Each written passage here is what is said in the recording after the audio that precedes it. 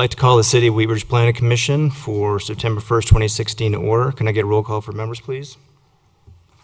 Dirk Bowden. Present. Emery Dorsey. Here.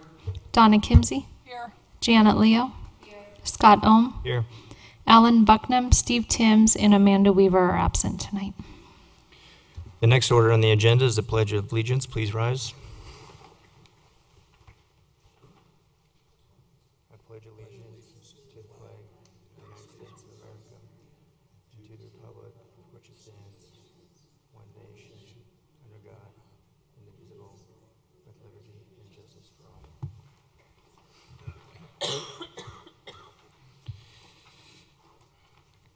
Is there a motion to approve the order of the agenda? I'll make a motion to approve the order of the agenda. Can I get a second? Second. Is there any discussion? Call for a vote.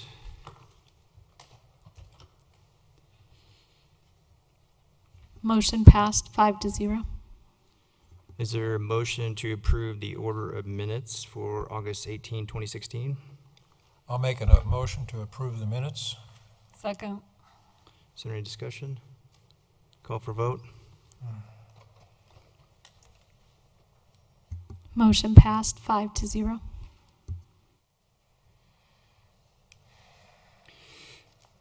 Now we'll move on to the public forum. This is the time for any person to speak on any subject not appearing on tonight's agenda. Looks like there's only one person signed up. If anybody wants to speak on anything not on tonight's agenda, seeing none, we will move on to the public hearing. I open the public hearing for case number MS-16-03, an application filed by Robert Schwinn for approval of a plat consolidating 4 lots into 3 lots, and ask for the staff report.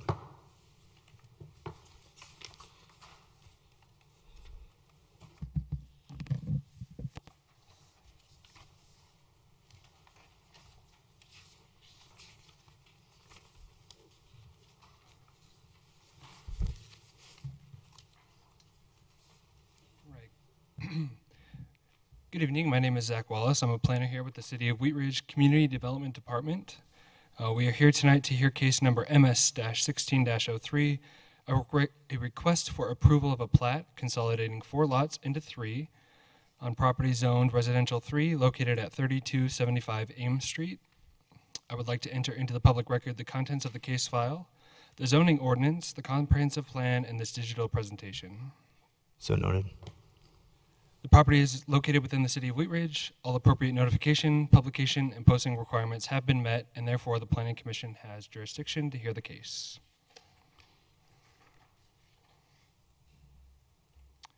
We'll start with an aerial view of the property. The subject property is outlined in red. It is located on Ames Street, 1 block west of Sheridan. To the east, you can see that kind of greenish turquoise color is the City and County of Denver. Everything to the west is the City of Wheat Ridge.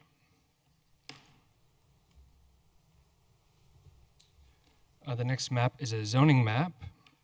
The property is zoned residential 3. Residential 3 allows single-family duplexes and multifamily if there is adequate lot size. As you can see, the R3 in the area represents that. There's some single-family, some large apartment complexes, and some courtyard apartments. There's also R1C, which is the light yellow. R1C is the city's smallest lot single-family zone district, and the land use represents that pretty well. There's also a bit of commercial zoning in the area, some of our less intensive commercial zones. Down on Chase Street near 32nd, there's some restricted commercial zoning, which is actually used residentially. And then the hard corner is a bit of small retail, I believe. And then up near 33rd and Sheridan is a assisted living community. Zoned neighborhood commercial. As you may have noticed on one of the earlier, on the aerial, there were some gray lines indicating lot lines. The lots in this area are narrow. The area was originally platted in the late 1800s as part of the Columbia Heights subdivision, represented above. All lots were platted as 25 by 125 with alley access. As most of the properties in the area developed, they did so across lot lines. And as such, most of the current properties consist of 2 lots, essentially creating properties that are 50 by 125. The subject property actually developed over 4 lots, making it 100 by 125 feet. And again, a closer view of the property outlined in red shows the current conditions, or at least the conditions as of 2014, which is when we have our aerial imagery from. And the black lines represent the current lot lines.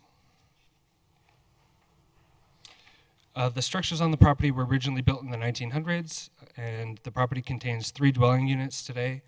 There's also several accessory structures, as you can see in the photo. Just a quick subdivision 101, since that's what we're here tonight to hear. Subdivision regulations are found in Article 4 of the Zoning Code. The plat is a technical document that removes, creates, or defines property lines, allows the city to evaluate its right-of-way, and allows the city to evaluate civil documents such as traffic and drainage. It does not change the zoning, it does not change permitted uses, and it does not look at site design or building placement. And with that, we will look at the plat. This is the full plat document that was submitted and reviewed by the city. It contains the standard notes and declarations, signature blocks for the owner, city, and other signees. If approved tonight, there's a signature for the Planning Commission, as well as the proposed layout, which we will zoom into now. The gray dashed lines seen throughout the image indicate existing parcels, part of the Columbia Heights subdivision, which we just looked at. The black lines denote the new lots created by this subdivision. So 4 lots will turn into 3. Again, the request is to consolidate 4 lots into 3. The purpose of the request is to allow for the redevelopment of the site. The plat allows for townhome units to be, and it allows them to be sold separately, is what the plat does essentially, is creates ownership parcels. And there is a concurrent site plan review currently being reviewed by the Community Development Department, but is not part of this case. It should be noted that in section 26.411 subdivision design, it is stated that individual townhome lots shall be exempt from the minimum lot size, lot width, and interior side yard setback requirements, so long as the development parcel for the entire multi-unit townhouse building meets all standards of Article 2. Article 2 is the development standards for the R3, or for all zone districts. And this development does meet, as a whole, the development standards for the R3 multifamily zone district category. We just have a couple pictures of the site currently. This is a view from Ames Street, from the opposite side.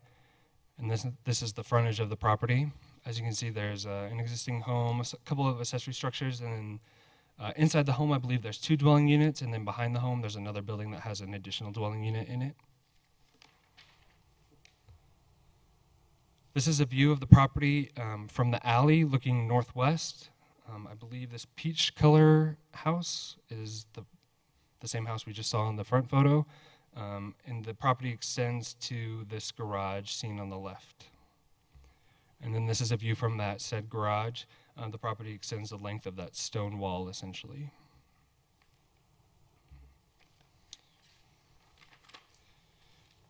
As with all of our land use cases, we send this out on referral since the city of Wheat Ridge is not a full-service city. It's a 15-day referral that is sent to outside agencies and other city departments, including the Public Works Department, who took a pretty good look at this and has approved it. All districts have responded, saying that they can serve the property, including Wheat Ridge Sanitation, West Metro Fire District, and Xcel Energy.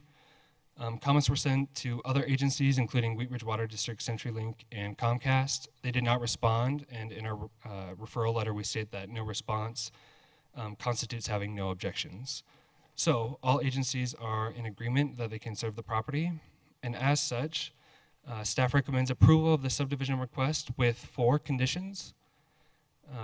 We ask that a note be added to the plat document prior to recordation that reads lots 1, 2, and 3 of Sharman's Place subdivision may only be developed as attached townhomes. We ask that improvements to the curb, gutter, and sidewalk be constructed or fees paid in lieu of construction. We ask that prior to recordation of the plat, a drainage letter and drainage plan be submitted to the specifications of the Public Works Department. And finally, we ask that prior to recordation of the plat, a stormwater detention easement, be shown over the entirety of any proposed detention areas that are indicated by the drainage plan. I'd be happy to take any questions that you have. The applicant is also here if you have any questions for him as well. Thank you. Commissioner Bowden. Commissioner Dorsey.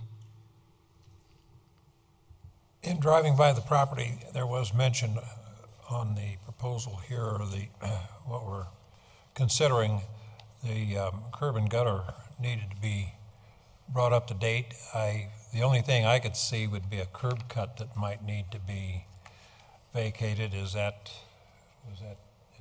what it's about? Or?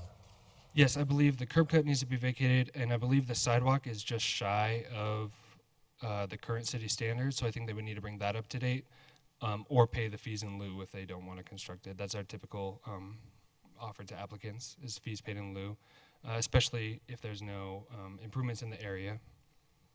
I think there are improvements in the area, but there is a sidewalk. Oh yeah, there are improvements in the area, but they can pay the fees instead of adding on to the sidewalk. Commissioner Kimsey. No questions? Commissioner Leo.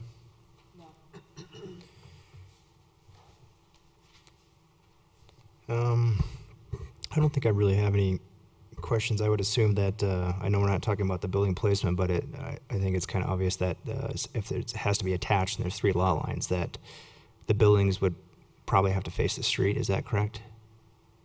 We don't have anything in our site design manual that states that they do, but if they're attached, at least that middle unit, I guess, would have to face the street. Right. Okay. No further questions. Let's hear from the applicant. If the applicant wants to come up, you don't have to if you don't want to. Okay. Do any of the commissioners have any questions for the applicant, or? Do not. No. Okay. I will open up the citizens forum. Are there any? There's one citizen that has signed up to speak, Jeff Richards. If you wanted to come up, you could speak. Please state your name and address.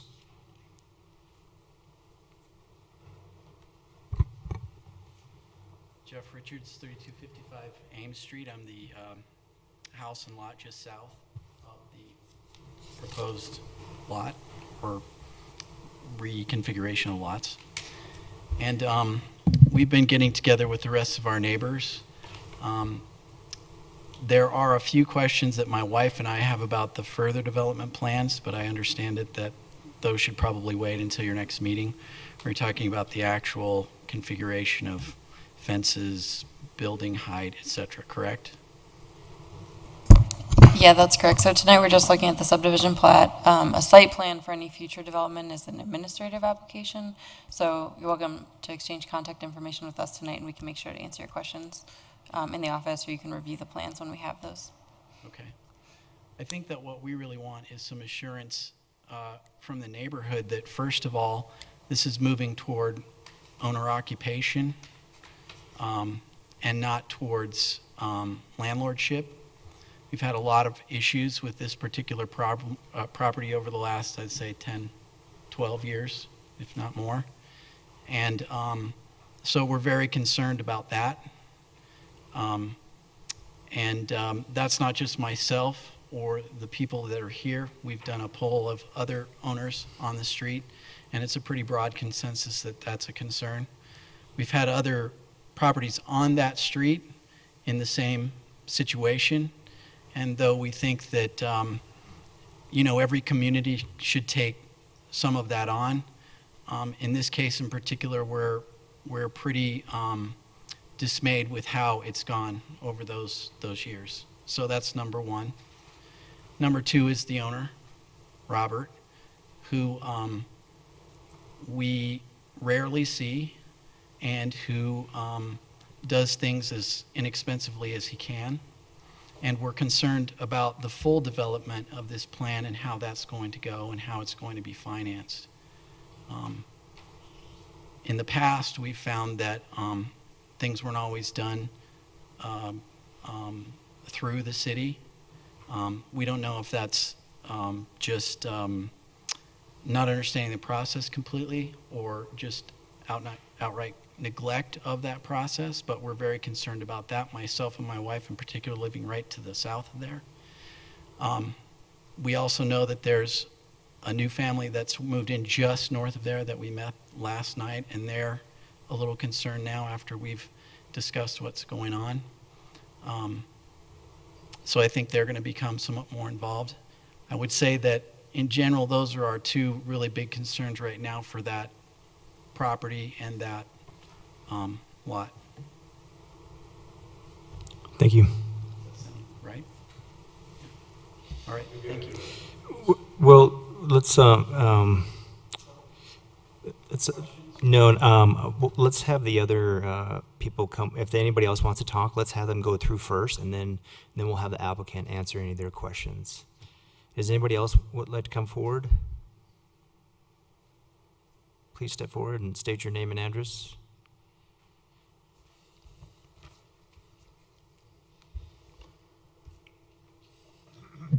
Linda Hillshafer, 3245 Ames Street, and Hillshafer.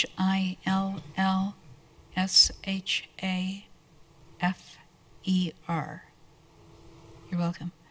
And I wondered where the cars would go for the people who would live in the new development. Is there parking? There isn't much parking on the street there. Where would the cars go? Thank you. Is there anybody else that would like to come forward?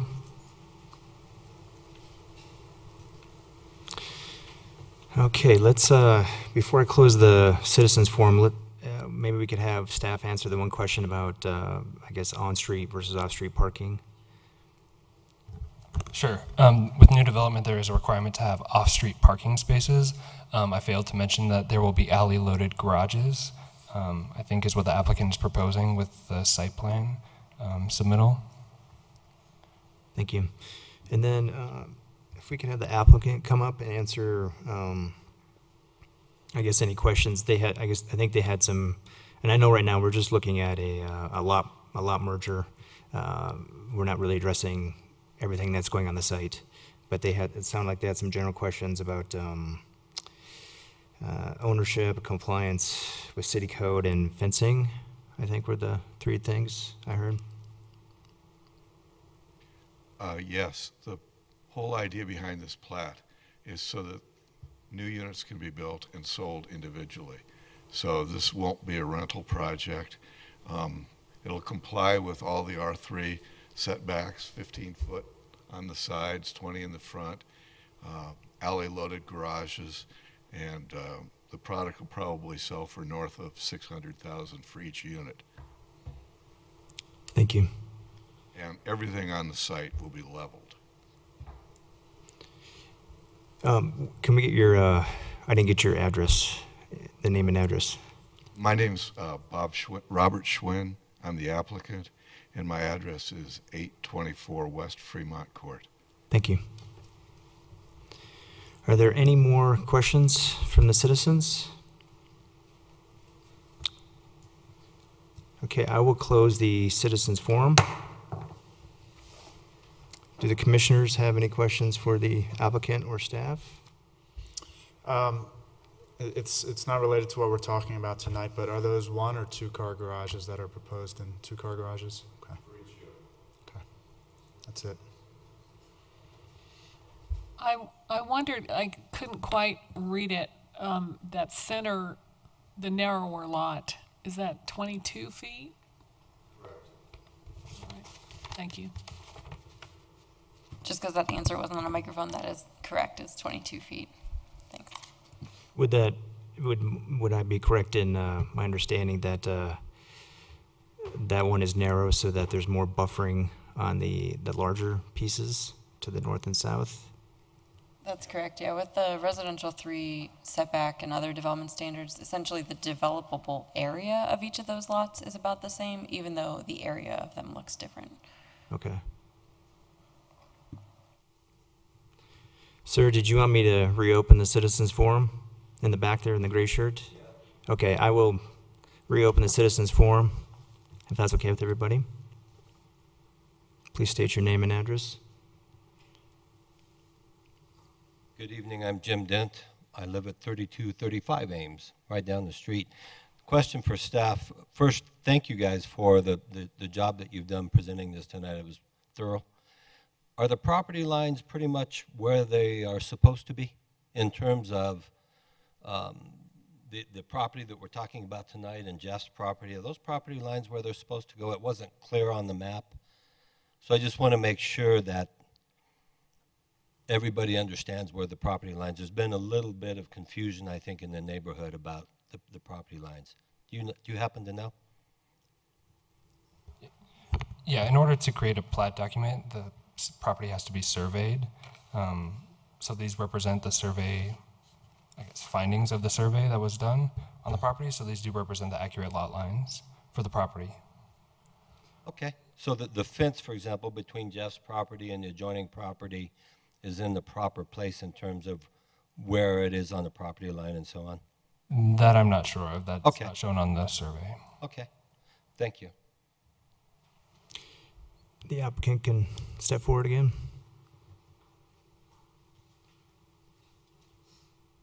Yep, sorry. So in this case, so was a title search done on that to research the property lines? Or was that just a resurvey of what the assumed property lines were? So the process for creating a subdivision plat is to hire a licensed survey from the state of Colorado, and then we don't typically, as a city, see title work unless we're going to acquire any right-of-way. Title work for the city's purposes is to ensure that any property dedicated to the city is not encumbered or doesn't have any title issues. So we don't often see a survey with all of the improvements, especially in a case where the buildings are going to be scraped. It's not uncommon, especially in East Wheat Ridge, where the original plat is from the 1800s, for the development patterns to not sort of follow the property line. So we go off of the pins and the evidence that surveyors have found to prove property lines. Our in-house surveyor and development review engineers check the legal descriptions and the survey to make sure there's no gaps between the lots that are being created or modified and any adjacent lots. So to the best of our knowledge, this survey and the pins and the existing and new property lines are all correct. Like Zach mentioned, we don't check how that relates to existing improvements. Not uncommon for fences to be incorrectly installed. And we don't have the title work. So if you thought that if any property owner anywhere in the city thought there was an encroachment, the onus would be on them. It's a civil issue. We don't typically get involved in property line disputes or sort of whose fence is where and things like that. Okay, so with tonight's meeting, if this is approved, do we still have recourse if we find evidence that those fence lines are not correct? If fences or any type of vertical building improvement are not on the property line, it would be a civil issue. So you would take that up sort of separate and apart from the Planning Commission or City Council. Okay. So how does that get affected if, Bob gets this approval, then he goes ahead and he moves to begin construction, yet we find a document that says, well, that fence line is, Again, fences, yeah, the location of a fence and the location of a property line are independent of each other. So the property line, we believe to be correct based on having been provided by a licensed surveyor and reviewed by a licensed surveyor. The location of fences, you would need to get a survey that includes where the fences are located and then take that up as a civil issue. Thank you, Ms. Richards. Please come to... Any commentary will need to be on the microphone. This is videotaped and recorded. And thanks. Yeah, please come to the podium. The surveyor did find where the fences are, and the fence on our property line is where it's supposed to be. the fence on the north property line, which I don't really have a fence there, their fence can come a foot and a half further south. And the garage and the wall on the alley encroach on the alley, so they won't be built as close when some new construction goes. It's actually built into the alley, what's there right now. Thank you. Thank you. Are there any other citizen comments? I will close the citizens forum. Are there any other questions for the applicant or staff and commissioners? Okay, I would entertain a motion.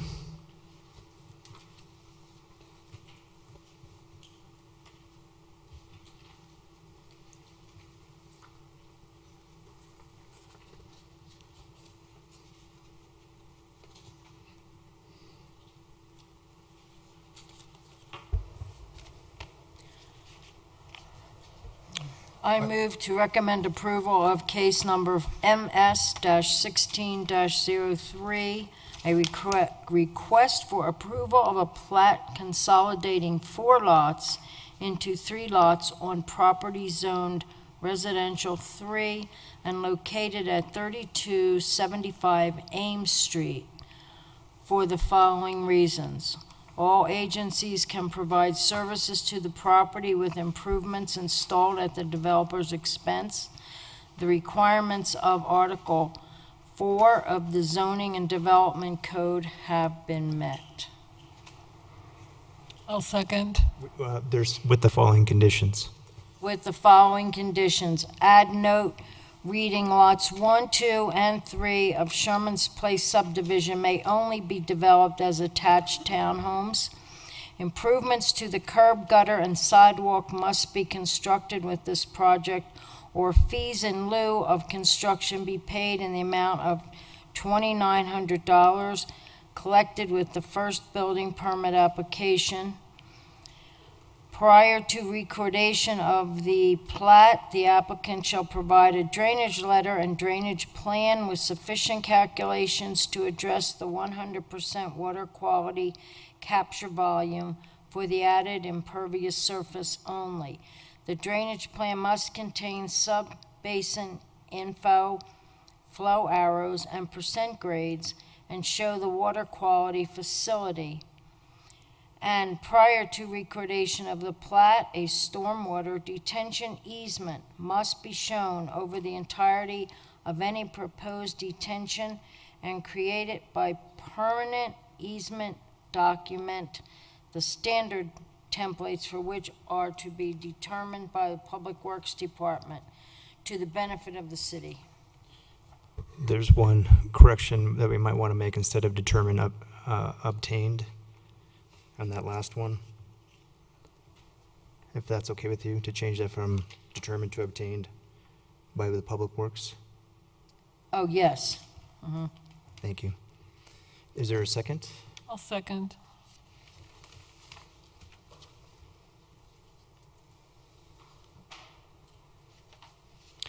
Any discussion? Call for a vote.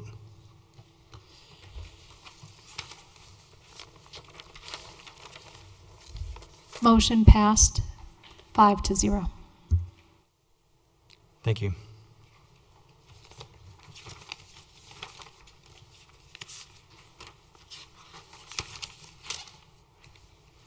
Okay, we will now move on to other items.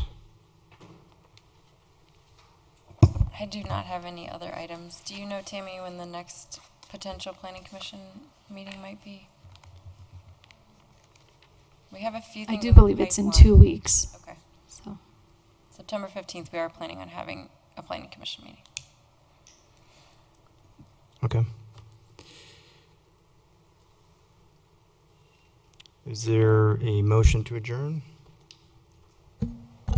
I'll make a motion to adjourn this meeting. Second? Second that motion. Call for vote. motion passed 5-0. Thank you.